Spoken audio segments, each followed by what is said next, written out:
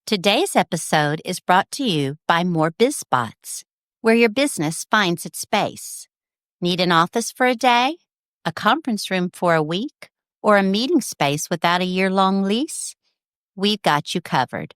Flexible, local, and designed to help your business grow. Learn more at morebizspot.com. Imagine more stories that soar, business, life, and so much more. Laughs, lessons, and local delight. It's the podcast that feels just right. It's the Imagine More podcast.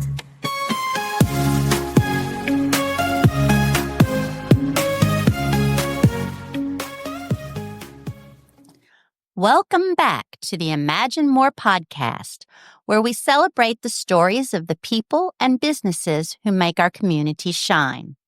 I'm your host, Rose Young, and I'm so glad you're here. Now, normally, this is the part where I'd be introducing today's guest, but life had other plans. The wonderful guest I had scheduled for today just found out someone in her family tested positive for COVID, so she couldn't join us. Yes, COVID is still a thing.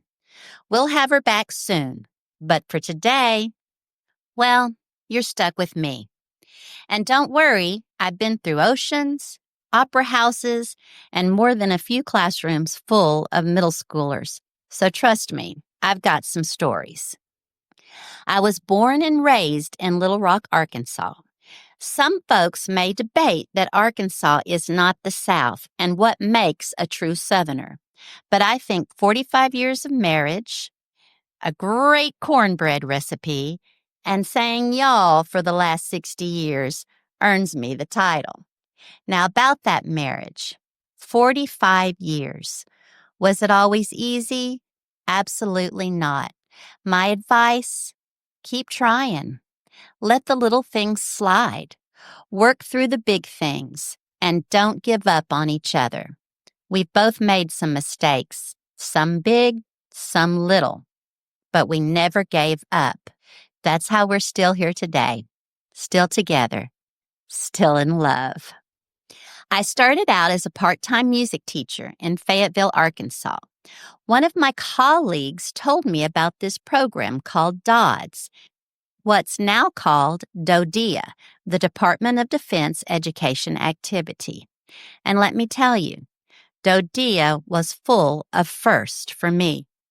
My first introduction to the military, my first introduction to living overseas, my first time teaching chorus, band, drama, computer science, and eventually my first time directing musical theater. At first, nothing came of my application. 3 years later, out of the blue, I got a phone call on a Friday afternoon. Would you like to take a middle school chorus and drama job in Okinawa, Japan? Normally, you'd have 24 hours to decide, but since it's Friday, I'll give you until Monday. What? Okinawa, Japan? Where is that? I immediately called Mark. Mark, what about Okinawa, Japan? What are we going to do? So I headed to the library because that was before you just went online, and I checked out a book about Okinawa. By Monday, we'd said yes. We thought it would be a 1-year adventure. It turned into 20. Okinawa is one of the world's blue zones, where people live some of the longest, healthiest lives on Earth. And when you're standing on those beaches, looking at those crystal blue waters, surrounded by some of the most gracious, kind people you'll ever met, you'll understand why. I was tall in Okinawa, by the way. My parents came to visit me, and my dad is 6'4", and we were at a big festival, and I'm looking for him. I can't find him anywhere. I just look out into the crowd. He stood about 2 feet above everybody else. It was fairly easy. While there, I joined a Taiko drumming group. Now imagine this, all teenagers and then me. The sensei and I were the only adults. I was the only American. We practiced every week, and on the weekends, we went in performances all over the island. My family always came with me to the performances. It was our adventure together. And after the shows, there was fellowship, music, food, speeches, lots of speeches. The Okinawans love the speeches. And yes, drinks. Another lots of. But let me be clear, the drinking was with the other Okinawan parents, not the teenagers. We'd joke that it took a few beers and a little sake before we fully understood each other, but somehow we always did. Those evenings gave us friendships and memories as rich as the ocean that surrounded that island. Then, after 6 years, we transferred to Ramstein, Germany. I was assigned to teach middle school band, even though my only experience was 1 year in band back in 7th grade at Mount St. Mary's, and I wasn't very good. So, yes, I was basically faking it till I made it. But Germany was incredible. We were 30 minutes from the French border, a few hours from Paris, Berlin, Amsterdam, Munich. Every 3-day weekend, we were on the road. And then opera found me. I joined the chorus at the Falls Theater Opera House, and for 10 years sang in the A Corps in productions like La Traviata, that was my first one, Turandot, Nabucco, and even chess. The German singers, they wanted me to learn their language, so they rarely spoke to me in English. Trial by fire. And the operas themselves, mostly Italian, with a few in German and one in French. It wasn't easy, but it stretched me. It made me grow. And honestly, it was a dream I never saw coming. Later, I moved to the high school where I taught chorus and directed musicals. Watching students fall in love with performing, now that was pure joy. After 2 decades overseas with our kids in college and my parents getting older, it was time to come home. We had mixed emotions. Life had a sense of humor. I ended up right where I started, teaching elementary music in Fayetteville.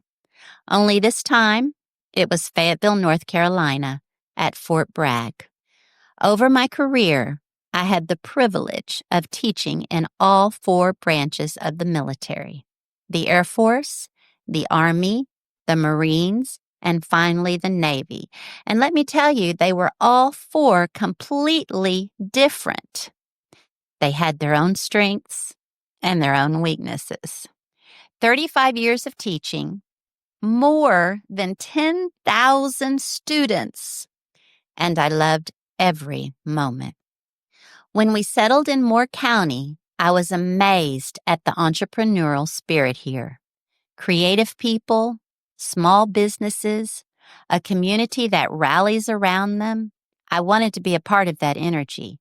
So I launched Imagine More Events, focusing on business events. Then More Biz Spots, offering flexible offices and meeting spaces, and eventually this podcast, the Imagine More podcast, because I believe every business has a story worth sharing. And as a fun twist, I write a little jingle for every guest. I've also stayed involved in community life, serving on different boards like the Habitat for Humanity Gala, the Coalition Board, Kiwanis, singing in choirs, and beginning October 1st, I'll be president of the Kiwanis of the Sandhills. I'm a little nervous about that one. We're always looking for new members. Come join us. Help us help the children of Moore County.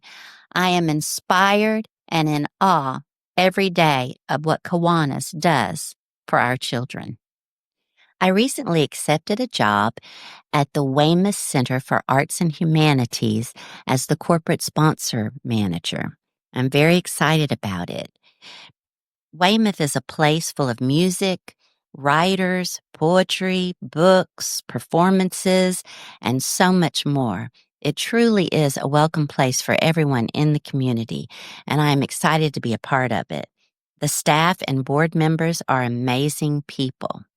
Come by anytime, 555 Connecticut Avenue in Southern Pines, and tour the Boyd House. What a wonderful, wonderful place to work, and I feel like I belong there. Finally, the last thing I haven't told you about myself is I have chickens. I consider myself a city girl. However, I have a little farm in the middle of the city here in Southern Pines. I have a big garden and I have chickens, and they absolutely have consumed my life, the chickens. But it's okay because they are fun, and how wonderful it is to get fresh eggs. They taste completely different than the grocery store egg. If you've never tasted a fresh egg, go to a farmer, buy their fresh eggs, and you'll know what I'm talking about. Moore County has welcomed us with open arms. My husband has his golf. I have music. We both have friendships and meaningful community work.